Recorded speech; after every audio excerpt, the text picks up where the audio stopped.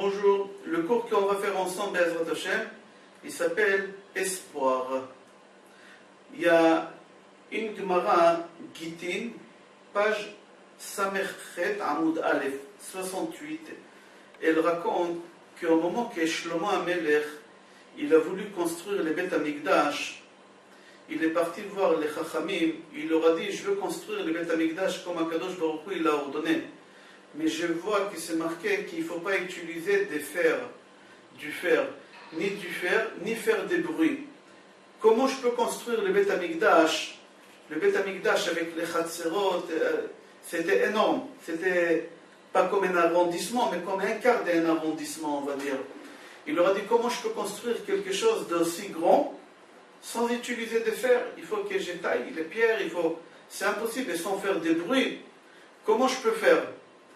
Chachamim, ils lui ont dit, au moment qu'Akadosh Baruch Hu il a créé le monde, vendredi avant Shabbat, quelques minutes avant Shabbat, il a créé 10 choses. Asarat Dvarim Nivreu Be'erev Shabbat, c'est marqué dans la Mishnah des Avot. 10 choses Akadosh Baruch Hu il a créé à la rentrée des Shabbat. Il les a créées au dernier moment, ces choses-là, c'est des choses qu'on les a utilisées une seule fois, pas deux fois dans ce monde. Et ils lui ont dit, parmi ces 10 choses qu'Akadosh Baruch Hu il a créé un ver de terre qui s'appelle le Shamir. Et ce ver de terre, de sa bouche, il y a un rayon X, un rayon laser qui sort, et avec ça, le rayon laser, il coupe toute matière. Et avec ça, tu pourras utiliser pour couper toutes les pierres et ne pas utiliser du fer et ne pas faire de bruit. Shlomo HaMelech il leur a dit, où je peux trouver, depuis la création du monde, qu'Akadosh Baruch Hu il a créé le monde, où il se trouve ce ver de terre? Ils lui ont dit que Akadosh Baruch Hu il a donné ce ver de terre, les Sarosh Eliam, à l'ange qui est responsable de la mer. Shlomo HaMelech, il a envoyé son bras droit, Binyahu ben Yehoyada, voir l'ange qui est responsable de la mer.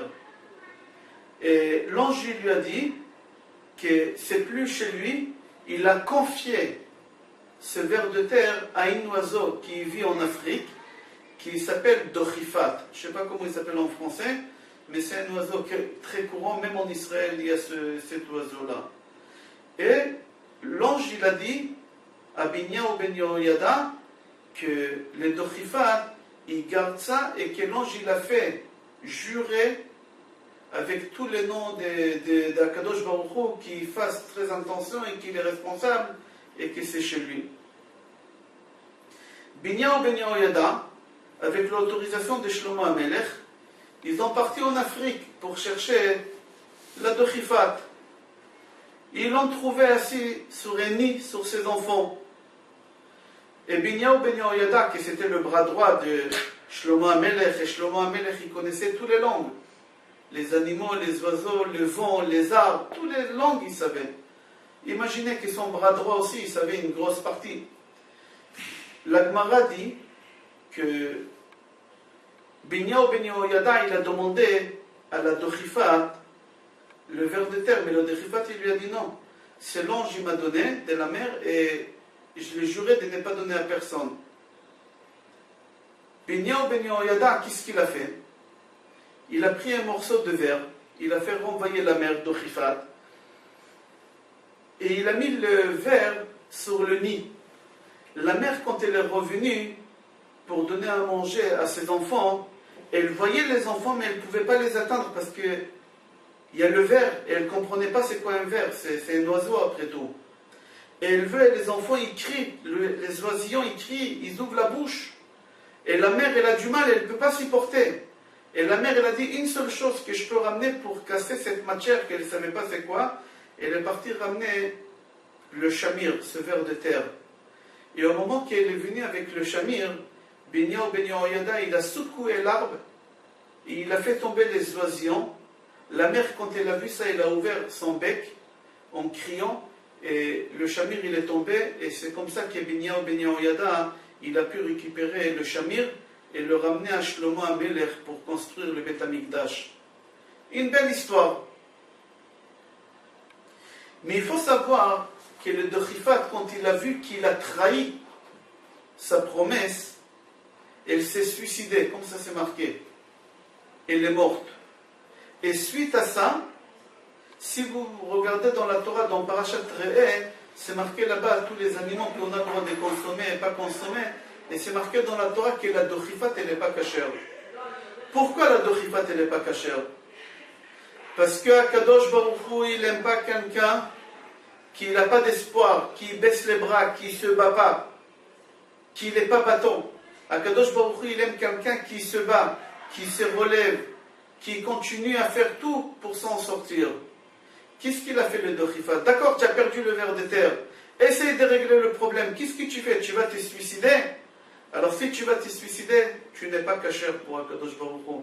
Akadosh Baruch Hu, il a éliminé de tous les oiseaux qui étaient cachères. Normalement, ils devaient être cachères. Mais à cause de son caractère de baisser les bras et de ne pas se battre, de ne pas avancer et aller faire un acte qui est pareil, il n'est pas cachère. Tout ça pour enseigner à l'homme que même si tu as fait un péché, même si tu as fait quelque chose qui est très très grave, il faut savoir qu'il y a de l'espoir, qu'on peut avancer, qu'on peut s'améliorer.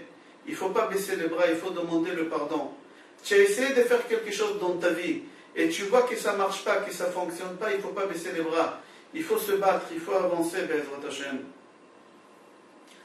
Dans les Tehillim, il y a dans le chapitre Kuf Lamed Zayin al Neharot Bavel, Sham Yashavnu Gam Barachinu Bezochrenu et Tzion, quand Nebuchadnezzar il a détruit le Beth Amikdash et qu'il a fait exiler le premier Beth Amikdash et qu'il a fait exiler les Béné Israël, on l'appelle ça l'exil des 70 ans. On est parti d'Israël à Babel pendant 70 ans, après on est retourné pour reconstruire le Beth Amikdash comme il a témoigné à Ezra Sofer.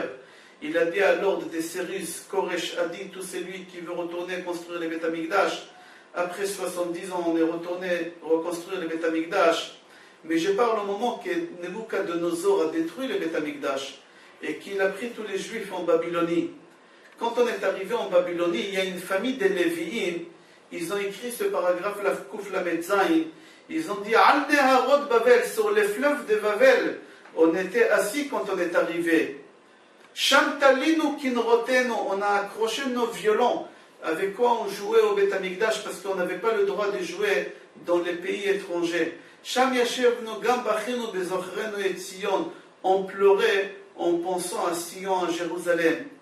Et là-bas, qu'est-ce qui s'est passé? Le Midrash raconte que Nebuchadnezzar, il les avait en train de pleurer, le violon accroché. Il leur a dit, ce soir c'est l'anniversaire de ma femme. Je veux que vous venez ce soir jouer du violon à ma femme.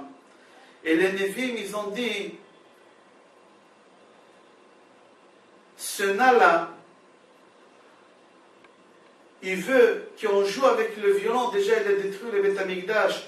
Il veut qu'on joue avec le violon. C'est interdit. S'ils vont lui dire non, il va les tuer. S'ils vont jouer, c'est assourd. Alors, en vrai, ils avaient le droit de jouer. Ils avaient le droit de jouer parce qu'ils étaient en danger de mort. Mais eux, qu'est-ce qu'ils ont fait? Ils étaient dans l'extrême. Ils ont perdu espoir. Le Midrash dit qu'ils ont pris les doigts, ils les ont broyés avec les dents. Ils ont broyé, vous imaginez qu'est-ce qu'ils ont fait? Ils ont broyé les doigts. Ils ont parti voir Nebuchadnezzar, ils lui ont dit on ne peut pas jouer parce qu'on s'est entraîné. Et avec les cordes des violons, ils sont tellement durs que nos doigts ils se sont cassés. Il leur a dit bon, partez. Après 70 ans, la fin de l'exil, quand ils ont retourné en Israël, comme je vous ai expliqué avec Ezra Sofer, cette famille de Lévi'im, ils ont voulu retourner au Beth Amikdash pour jouer au violon. On ne les a pas acceptés, cette famille. On les a expulsés. Ils ont dit pourquoi? Ils ont dit parce que vous avez broyé les doigts. Ils ont dit alors, on a fait ça pour la bonne cause, on n'a pas voulu jouer. Ils ont dit certes, vous avez fait ça pour la bonne cause. Mais vous avez fait ça parce que vous avez perdu espoir. Il fallait résister, il fallait tenir jusqu'au dernier moment. Peut-être il y a quelque chose au dernier moment qui va venir, qui va vous sauver. Peut-être il va annuler la soirée. Peut-être il ne voudra plus jouer le violon. On ne peut pas savoir. Directement, vous êtes parti, vous avez broyé vos doigts. vous avez perdu espoir, au lieu de faire confiance à Kadosh Baruch Hu qu'il y a une porte de secours, qu'elle va s'ouvrir au dernier moment. Kadosh Baruch Hu, il ne veut pas des gens proches de lui comme vous, des gens qui perdent espoir et qui font des choses que Kadosh Baruch Hu n'aime pas. Et on les a renvoyés. Chachamim disent là-bas qu'on n'a pas le droit, un homme, au moment qu'il est triste, au moment qu'il croit qu'il n'y a plus rien à faire, il baisse les bras, il ne se bat pas. Akadosh Baruch Hu, il aime quelqu'un qui se relève, comme on dit, Sheva Yakum Tzadik. Un homme qui se relève, un homme qui est battant, un homme qui essaie de faire tout pour s'en sortir, pour bâtir une famille, pour défendre sa famille, pour faire tout.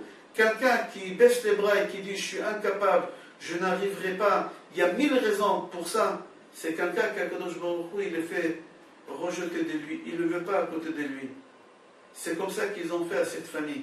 Un homme, il doit être battant. À partir du moment que tu es battant, c'est sûr et certain qu'à la fin de chaque tunnel où on voit l'obscurité, là-bas, il y a le début de la lumière, Be'ezrat Hashem. Je vous souhaite bracha ve'atzlacha et kol tov.